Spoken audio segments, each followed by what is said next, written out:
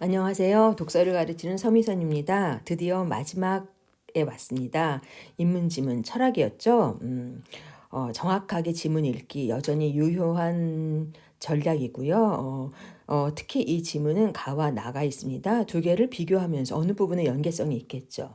연계성이 어디 있나 비교 대조하면서 내용 전개 방식 파악하고 내용 파악하면서 읽기. 바로 시작하겠습니다. 여러분은 교실에서 선생님이 나눠준 요 제시문만 나와 있는 거에다가 정리 할 거고요. 선생님은 모의고사 문제지에다가 한번 해볼까요? 그렇죠. 크게 가와 나 두 편의 글인데 가 한번 해보겠습니다. 수업의 방향은 여러분이 교실에서 제시문 먼저 읽고 생각해보고 그 다음에 선생님이 여러분 앞이랑 같이 생각하면서 읽는 과정을 보여주고 그 다음에 키노트로 내용 정리하겠습니다. 시작하겠습니다.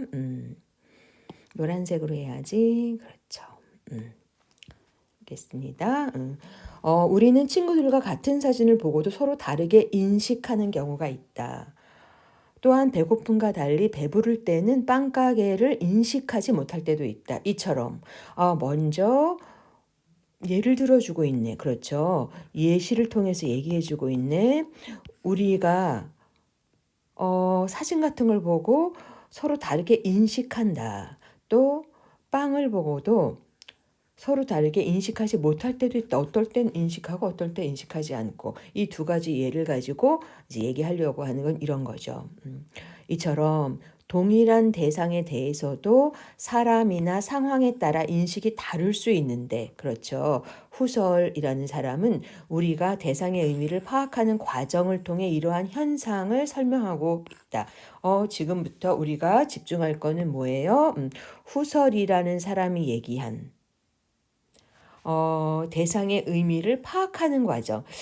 의미는 어떻게 파악이 되나를 후설은 이런 현상을 설명하고 있다라고 설명하기 시작합니다. 그래서 이제 본격적으로 시작을 하겠죠. 그 다음부터. 그럼 후설이 뭐라고 설명했느냐 봅시다. 후설은 우리의 의식은 대상과 독립적으로 존재하는 것이 아니라 이건 비교 대상이겠다. 그렇죠. 우리의 의식은 대상과 독립적으로 존재하는 것이 아니라 후설은 뭐라 그랬다고? 그렇죠. 어떤 대상을 구체적으로 지향하며 이를 통해 대상과의 관계에서 어떤 의미를 형성하는 성질을 지니고 있다. 그러니까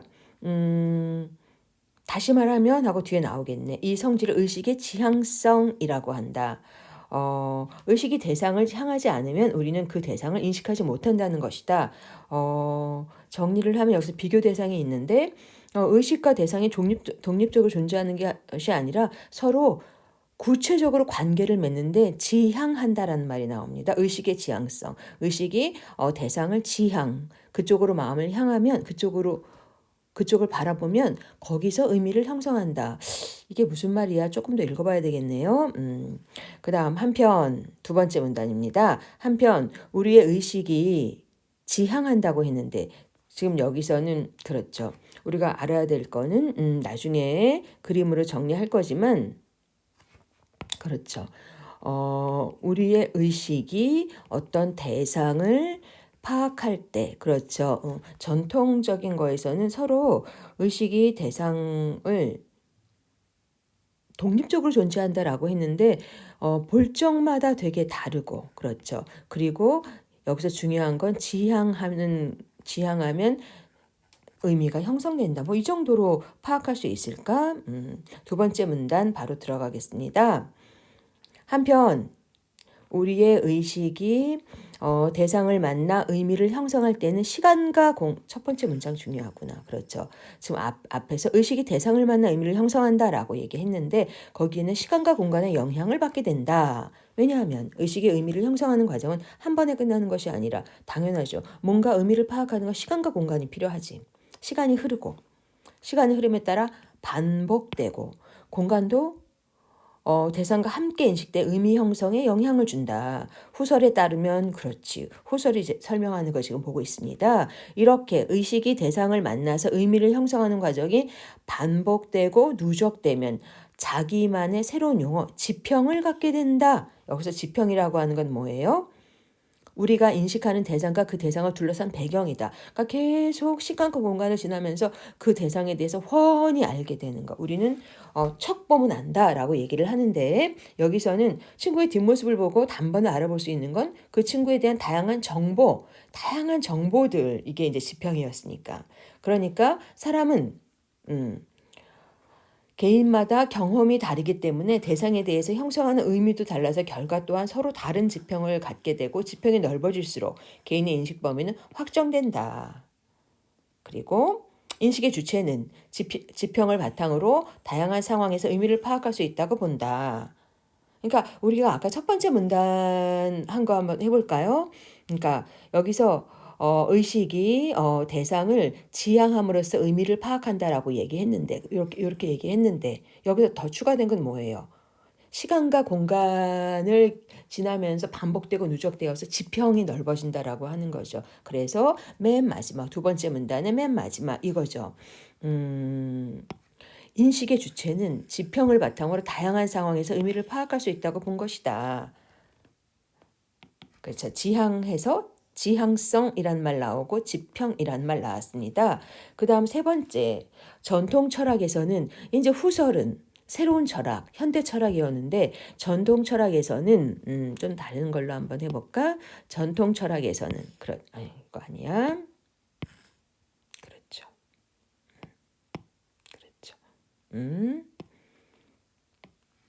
전통 철학에서는 의식과 독립적으로 대상이 존재하고 주체성을 가진 인간, 즉 주체가 대상을 객관적으로 파악함으로써 의식이 제일 중요해. 그리고 객관적으로 있는 대상을 내가 생각 존재한다. 그럼 고로 나는 생각한다. 고로 나는 존재한다. 뭐 이런 그렇죠. 데카르트로 대표되는 전통 철학에서는 주체가 대상을 객관적으로 파악함으로써 의미가 얻어진다라고 봤는데 하지만 비교하고 있는 거죠. 하지만 그렇죠. 하지만 후설은 뭐라고 했어요? 앞에 있는 거 종합하겠죠. 그러니까 후설은 그렇죠. 후설은 앞에 한 거 주체가 우리가 의식이 뭐 이런 말 썼습니다. 주체가 지평에 따라 대상에서 형성하는 의미가 달라지므로 대상은 객관적으로 파악하기 불가능하다. 뭐라고 했어? 의미가 대상으로부터 객관적으로 얻어지는 것이 아니라 의식과 지평을 지닌 주체에서 비롯된다라고 봤다라고 지금 후설이 바라본 의미를 파악한다는 것 이것을 전통 철학과 비교해서 후설의 개념을 설명하고 있습니다. 후설의 개념에서 키워드는 의식의 지향성, 지평 정도 되겠죠. 그 다음에 글 바로 보겠습니다. 첫 번째 가글이 후설이라는 사람의 이론이라면 나글은 메를로 퐁티 두 사람 전부 다 현대 철학자입니다. 전통 철학과 대비되는 현대 철학자. 이 정도를 배경 지식으로 하고 읽겠습니다. 여기선 대뜸 그렇죠. 여기서도 예를 들어주고 있네. 그렇죠. 예시. 자전거를 한번 배우고 나면 오랫동안 쉬었다 하더라도 쉽게 다시 탈 수 있다. 참 이상하죠. 몸이 기억하나 봐. 그렇죠. 마치 몸 자체가 자전거 타기에 관한 지식을 내재한 듯 느껴진다. 이때 자전거 타기를 배운 것은 내 의식일까? 몸일까? 전통 철학에서는 어떤 걸 중요해? 의식이 중요하다. 나는 생각한다. 이런 얘기를 했죠. 전통 철학에서는 아까 우리 전통 철학 요 색깔로 했는데 전통 철학에서는 의식과 신체는 독립되어 있고 그 중에서도 우위를 가진 거는 의식이 객관적 세계를 인식한다라고 했는데 앞에서는 후설이라고 했는데 후설이란 철학자를 소개하고 있고요. 나에서는 이제 메를로 퐁티라는 사람은 이를 비판하며 난 아니야 서로 대조되는 관점에서 그렇죠. 중요한 건 몸이야. 몸을 발견한 사람이 메를로 퐁티입니다. 신체를 통해 세계를 지각할 수 있다. 라고 말했습니다. 앞에서는 의미를 파악한다라고 했는데 여기서는 몸을 통하는 거니까 느끼는 거지. 보고 듣고 느끼고 타고 촉각, 그래서 시지각 이런 거. 그래서 지각이라는 말을 씁니다. 몸을 통해서 세계를 지각한다. 그에 의하면 메를로 퐁티에 의하면 신체 즉 몸은 그런데 이제 그렇다면 몸은 그냥 생각하고 있는 게 아니잖아. 그러니까 아니잖아 라는 반론이 있을 수 있죠. 그럴 때 메를로 퐁티는 이 몸이라고 하는 건 의식과 딱 붙어 있는 거야. 그래서 신체, 즉 몸은 의식과 결합하여 있는 신체화된 의식이다. 의식, 자전거 타는 거 이거 몸이 기억한다. 신체화된 의식, 의식이 몸과 딱 붙어서 몸이 기억한다 이렇게 얘기를 하고 있습니다. 몸의 재발견, 몸의 발견, 메를로 퐁티의 가장 중요한 화두 단어는 몸입니다. 좀 더 자세히 볼까요? 두 번째 문단. 그래서 앞에 선생님이 의미를 파악한다라고 하지 않고 지각이라는 말을 쓴다라고 메를로 퐁티 읽겠습니다. 메를로 퐁티는 몸이 세상과 반응하는 것을 지각이라고 했는데 그는 후설의 지향성 개념을 수용하여 앞에서 가와 나가 어떻게 연결되나 했더니 이거랑 이거랑 같은 계열이야. 후설의 지향성 개념을 메를로 퐁티도 써라고 말을 하고 있습니다. 수용해서 이 몸이 지향성을 지니고 있어서 세상을 지각할 수 있다. 지향이라는 말은 후설이 쓴 개념인데 그걸 받아들여서 늘 집에 방치되어 있던 자전거도 우리 몸이 자전거가 있네. 그래 나 저거 탈 줄 알지. 지향함으로써 지각되고 의미가 생긴다는 것. 그렇다면 몸에 의한 지각은 어떻게 이루어지는 걸까? 여기서 메릴로 퐁티는 두 가지 현실적 몸해층, 습관적 몸해층 좀 어려운 용어인데 이 용어에 익숙해집시다. 여기서 용어가 어려우면은 여기서 설명해 주죠. 여기서 현실적 몸의 층이란 몸이 새로운 세상을 지각하는 경험. 맨 처음 여기서 중요한 건 새로운 지각이지. 현실적 몸의 층이라고 하는 건 새롭게 처음 만나는 거야 라고 이제 설명해 주고 있습니다. 이런 경험이 우리 몸에 배면 선생님 이 말 참 좋아하는데 그렇죠. 몸에 밴다라고 하는 거 몸에 배면 즉 시간과 공간을 통과해서 습관적으로 그렇죠. 몸에 배면 습관적 몸해층을 형성하게 된다고 보았다. 이렇게 형성된 앞으로 갑시다. 습관적 몸해층은 몸에 내재되어 있어서 세상과 반응할 때 다시 영향을 미친다. 그러니까 내가 자전거 저거 기억나. 그래 나 이것도 탈 수 있지. 나 커브도 잘 돌아. 빠르게 달릴 수 있어. 이렇게 몸이 점점 지각해갖고 몸이 점점 달라진다는 것이 다시 영향을 미친다. 그래서 우리는 다양한 상황에 적응할 수 있게 한다. 이러한 몸의 대응 능력을 메릴로 퐁티는 몸틀이라고 정의를 내립니다. 그래서 이 몸틀이라고 하는 지각 경험들이 시간이 흐르면서 누적되어 형성된다. 중요한 말인 것 같다. 몸틀은 지각 경험들이 시간이 흐르면서 누적됨으로써 형성된다. 예를 들어 또 다시 예를 들어주고 있네. 자전거 타기를 배우는 경우 처음에는 자전거가 반응해서 맨 처음이야. 현실적 몸매증을 형성하게 되고 타는 연습이 반복되면서 새로운 운동 습관을 익히면서 점점 습관적 몸매증, 몸틀을 재편하게 된다. 그렇죠. 이와 같이 메릴로 퐁티는 몸틀을 통해서 몸의 지각 원리를 설명한다. 앞에서 얘기했네. 그러니까 메릴로 퐁티의 키워드는 1번 몸, 2번 현실적 몸매증, 습관적 몸매증, 3번 몸틀 이거겠네. 그리고 또 하나 4번 메릴로 퐁티는 몸이 애매성을 지니고 있다. 애매성, 경계를 나누기 불분명하다. 뭐 이 정도인가? 애매성, 애매하다. 예를 들어주고 있네요.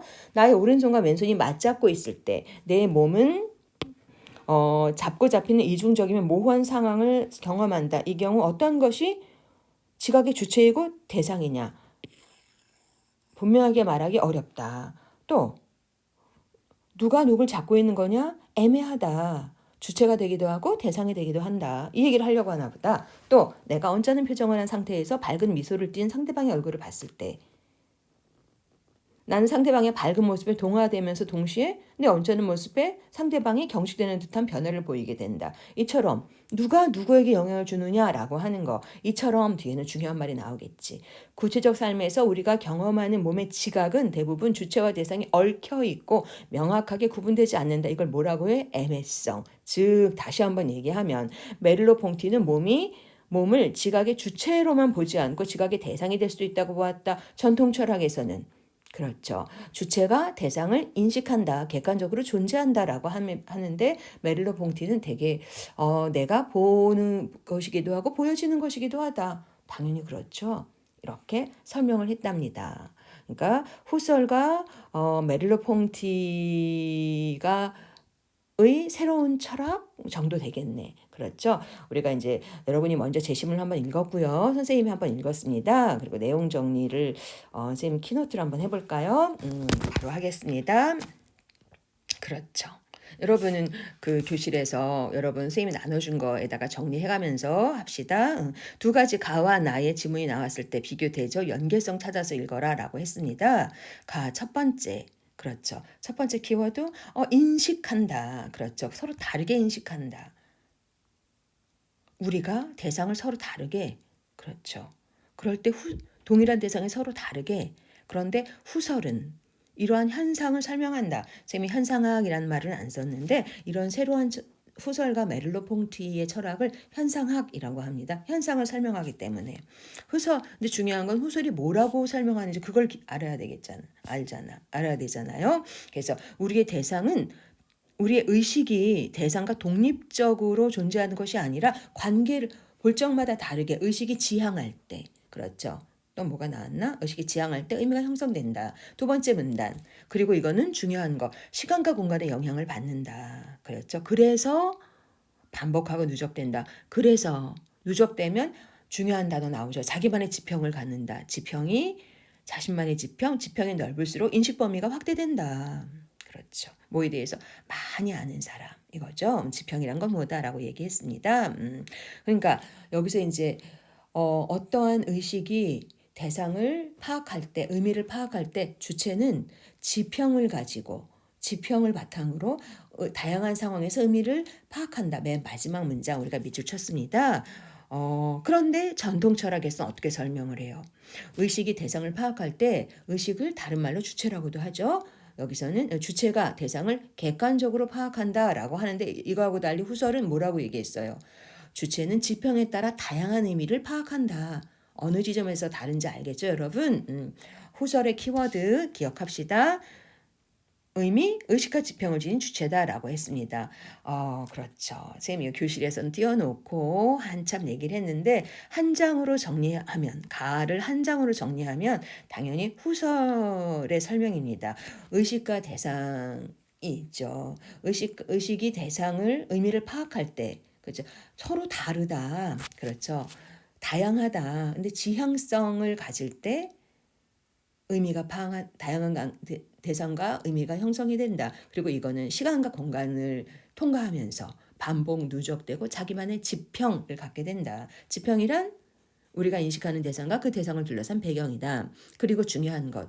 그렇죠. 지평이 넓어질수록 개인의 인식 범위가 확장된다. 그러니까 우리가 의미를 파악한다라고 하는 것은 인식의 주체가 지평을 바탕으로 다양한 상황에서 의미를 파악하는 것이다.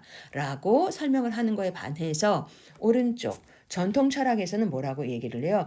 의식이 대상을 파악할 때는 그렇죠. 주체가 대상을 파악할 때는 객관적으로 의미가 있고 그걸 파악하는 거다. 의식이.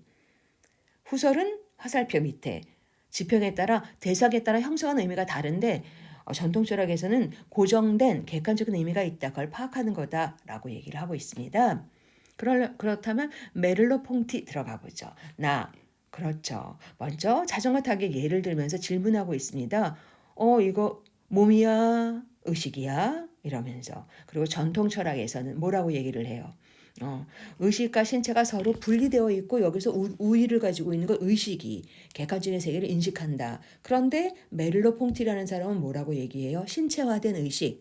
몸이 파악한다. 신체를 강조하면서 의식이 뭔가 딱 붙어서 그렇죠. 신체가 세계를 파악한다. 몸이 파악하는 거다. 신체화된 의식이라고 했습니다. 그 다음 두 번째 문단 조금 더 구체적으로 몸이 세상을 파악하는 걸 지각이라고 하죠. 여기서 후설이 지향성이라는 개념을 가져와서 몸이 지향성을 지녀서 지각한다. 그리고 현실적 몸의 측, 맨 처음 새로운 경험, 습관적 몸의 측, 몸에 배웠을 때 시간과 공간을 통과한다. 뭐 이런 거겠죠. 그래서 몸틀이라는 개념을 얘기하죠. 몸에 대응 능력. 누적되고 형성돼서 이 다양한 상황, 몸틀이 재편된다라고 얘기했습니다. 이처럼 그리고 또 하나 메를로퐁티는 몸이 애매성을 갖고 있다. 주체이기도 하고 대상이기도 하고 예를 들었습니다. 손을 맞잡았을 때 어떤 게 주체야? 서로의 얼굴 어떤 게 주체야? 주체이면서 대상이기도 하다라고 얘기했습니다. 역시 나도 나의 글도 메를로퐁티 한 장으로 정리하면 메를로퐁티는 먼저 전통 철학은 의식과 신체는 분리되어 있고 여기서 중요한 건 의식이다. 의식이 객관적으로 세계를 인식하는 거라면 메를로퐁티는 인식이란 말 대신에 몸을 강조했으니까 지각이란 말을 씁니다. 의식과 신체는 딱 붙어 있고 특히나 신체가 몸이 세계를 지각한다. 이때 중요한 거 뭐? 지향성을 갖는다. 그리고 현실적 몸매증 새롭게 습관적 몸매증 몸에 배인 거 몸틀 애매성 다 기억납니까? 네. 한 장 더 하겠습니다. 그러니까 지금 우리가 가와 나의 글의 공통점이 있죠. 둘 다 전통 철학에 대해서 새로운 철학적 의견을 냅니다. 그래서 아이고 다시 여기서부터 다시 할까요? 그렇죠. 후설과 메를로퐁테 후설은 의미를 파악한다는 거 지향성, 지평. 그래서 아무튼 3번 주체가 지평에 따라 다양한 의미를 인식한다라고 새로운 어떤 철학을 제기한 걸 이어받아서 메를로퐁티는 인스타가 갑자기 나왔어. 여기서 중요한 건 몸이야. 그리고 의식이 없을 수는 없지만 신체에 딱 붙어있는 신체화된 의식이야. 몸이 세계를 지각해. 지각이란 말을 씁니다. 몸이니까. 몸이 지향성을 가지고 지각한다. 현실적 몸해증, 습관적 몸해증 기억납니다. 그리고 몸틀, 애매성이란 말을 합니다. 주체와 대상이 얽혀있는 그림 그린다고 그린 건데 그렇죠. 그래서 이것들은 전통 철학과 대립되는 새로운 철학 현상학이라고 합니다. 문제 바로 풀겠습니다. 33번 두 개의 글 읽는 전개 방식에 관한 문제입니다. 가와 나의 글을 내용 제시 방식 파악하기 기억 그렇죠. 가 인식과 연관된 상황을 언급하며 이에 대한 특정 철학자의 주장을 제시하였다. 후설. 니은 일상의 경험 자전거 타기 의문을 제기하면 특정 철학자 메를로퐁티 맞습니다.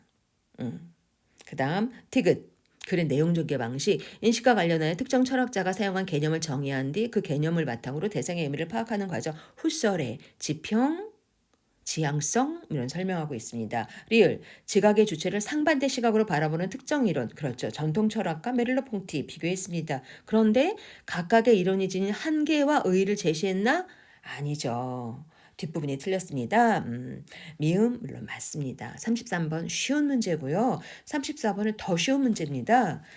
두 번째 나의 글 메를로퐁티의 관점에서 몸을 이해한 내용으로 적절하지 않은 것은 여러분 풀어보세요. 몇 번입니까? 그렇죠. 답은 3번이었습니다. 의식과 결합하여 존재한다. 신체화된 의식이라고 했습니다. 몸이 의식과 딱 붙어서. 2번 세상과 반응하여 의미를 형성한다. 그렇죠. 몸이 지향해서 서로 새로운 의미를 파악한다. 3번 지향성이 없더라도 세계를 지각할 수 있다. 뭔 소리요? 지향함으로써. 지향성 되게 중요한데 너무 쉽습니다. 답이 여기 있다고 손들고 있어. 답은 3번. 4번 현실적 몸해증, 습관적 몸해증. 꼬우지도 않고 그대로 놨습니다. 5번 지각의 주체가 되는 동시에 지각의 대상이 된다. 애매성이라고 얘기했죠. 10명 중에 9명이 맞아야 됩니다. 그 다음에 35번 기억과 니은에 대한 이해로 가장 적절한 것은 여러분 모의고사 학력평가 문제지에서 풀었죠. 일단 기억과 니은은 기억은 지평이고 니은은 몸틀입니다. 후설 메를로퐁티의 용어였죠. 하나하나 파악하면서 우리 확인합시다. 1번 지평은 대상으로부터 의미를 객관적으로 파악할 수 있게 아니지. 그렇죠? 대상으로부터 의미가 다양하게 그 지평이 넓어진다. 객관적으로 파악할 수 없죠. 2번 몸틀은 시간이 흐르더라도 변하지 않는다. 아니죠. 지각 경험은 점점 그 누적되고 재편되고 대응하고 뭐 이런 얘기 했습니다. 지각 경험의 누적 정도만 쌤이 써놨는데 그다음에 3번 지평은 니은과 달리 의미를 형성하는 과정에서 의식의 쓰임이 나타나지 않는다. 기억, 지평은 당연하죠. 의식이 대상을 서로 다르게 파악한다. 그게 의미 파악이다. 그다음 몸틀, 신체화된 의식이 대상에 따라서 새로운 의미를 파악한다. 다 의식이 쓰입니다. 니은과 달리 틀렸습니다. 4번 니은은 기억과 달리 다양한 상황에 대해서도 그 의미를 파악한다. 당연히 다양한 상황에 대해서 둘 다 의미를 파악한다라고. 기억과 달리 기억도 다양한 의미 파악합니다. 지평을 바탕으로. 그렇죠? 5번 기억과 니은은 모두 이전의 경험이 쌓이면서 형성된다. 누적, 형성, 지평도 마찬가지고 몸틀도 마찬가지. 35번의 답 5번입니다. 난이도 중 정도 될까? 36번 A의 이유에 대한 메를로 퐁트의 견해 별로 어렵지 않습니다. A가 뭔지 알아야지. 자전거를 이렇게 타는 거는 몸이 하는 걸까? 의식이 하는 걸까? 메를로 퐁티라면 뭐라고 얘기를 하겠습니까? 1번 몸의 경험은 연습의 양과 상관없이 틀렸지. 누적, 재편, 적응, 몸에 밴다 라는 얘기했습니다. 그렇죠. 1번 틀렸습니다. 2번 몸이 자전거 타기를 통해 습관적 몸에증, 몸에 밴다. 쌤이 좋아하는 단어입니다. 엉덩이의 힘으로 몸에 베게 공부해야죠, 여러분. 36번의 답 2번. 3번 자전거를 배우기 전과 후에 몸틀 변화가 없었다. 변화가 있지. 없었다. 틀렸습니다. 4번 몸의 지각은 현실적 몸이 의식과 독립적으로 아니죠. 딱 붙어서 더 중요한 건 신체, 몸입니다. 5번 새로운 운동 습관이 내재될 경우 몸틀이 재편되어 자전거를 다시 왜 이래 점점 스킬이 늘어나겠지. 누적 이런 거 그쵸? 배웠습니다. 36번 답 2번 별로 어렵지 않습니다. 마지막 문제였습니다. 37번 위글을 바탕으로 새로운 철학에서 보는 개념을 바탕으로 이해해라. 어느 날 산속에 피어있는 꽃을 가리키며 제자가 스승에게 물었다. 이 진달래꽃은 깊은 산속에 저절로 피었다 지고 나니 그것이 제 마음과 무슨 상관이 있습니까? 마음과 꽃이 있어. 주체와 대상이 있어. 세계가 있죠. 이렇게 질문하니까 사물은 제 마음과 상관없이 존재한다고 생각합니다. 제자는 전통 철학의 입장이지. 객관적으로 존재한다. 라고 보는 거죠. 그러자 스승이 시 웃으면서 뭐라고 얘기해? 후설 또는 메를로 퐁티, 새로운 철학자. 스승이 그대가 이 꽃을 보기 전에 이 꽃은 그대의 마음에 없었지만 이 꽃을 보는 순간, 지각하는 순간 이 꽃의 모습은 그대의 마음에 일시에 분명해졌네. 그렇죠. 후설이라면 그렇죠. 의미라고 하는 건 지향함으로써 지평이 넓어진다. 메릴로 퐁티라면 지각한다. 지각했다. 몸틀이란 단어 쓰겠죠. 그렇다면 그렇죠. 답은 1번부터 봅시다. 후설은 제자가 꽃의 이름이 진달래꽃임을 알고 있는 것, 배경에 대해서 아는 것, 지평이 작용했다. 맞죠? 지평이라면이라고 할 뻔했음. 2번 후설은 사물이 마음과 상관없이 존재한다고 말하는 제자와 다르게 스승은 후설, 새로운 철학자처럼 의식과 대상이 서로 독립적으로 존재하는 거 아니다. 서로 지향함으로써 다양한 의미를 주고받는다. 이렇게 얘기하겠지. 3번 메를로 퐁티는 제자가 꽃을 지각하는 동시에 꽃으로 인해 그에게 변화가 생겼다는 스승의 말에 동의하겠다. 다양한 의미가 형성되겠지. 서로 영향을 주고받는 거지. 4번 틀린 답 찾는 거구나. 답은 4번. 메를로 퐁티는 꽃을 봄으로써 꽃의 모습이 마음에서 분명해진 것이라고 생각하는 스승과 다르게 몸의 지각과 상관없이 의식이 독립적으로 세계를 인식한다고 생각하겠군. 헐, 문제가 이렇게 쉬워? 맨 뒷부분은 전통 철학이지. 답은 4번입니다. 5번 호솔과 메릴로 퐁티는 모두 꽃을 보기 전까지 꽃은 마음에 없었다고 말한 스승과 마찬가지로 주체가 대상을 지향하지 않으면 대상의 의미가 형성되지 않는다. 지향함으로써 의미가 형성된다. 라고 봤습니다. 여기까지. 여러분 너무 수고 많았습니다. 다음 시간 질문하는 시간인데요. 우리 뭐 하기로 했어요. 한 장으로 정리하기 친구들이 각각 하나씩 맡았습니다. 교과서에서 워크북에서 5개. 그 다음에 우리 학력평가에서 3개 모두 8개. 그 전에 우리 열심히 진짜 시험 앞두고 있으니까 피곤하지만 잘하고 있죠, 여러분? 열심히 공부해 오는 거 알죠? 여러분 진짜 오늘 수고 많았습니다.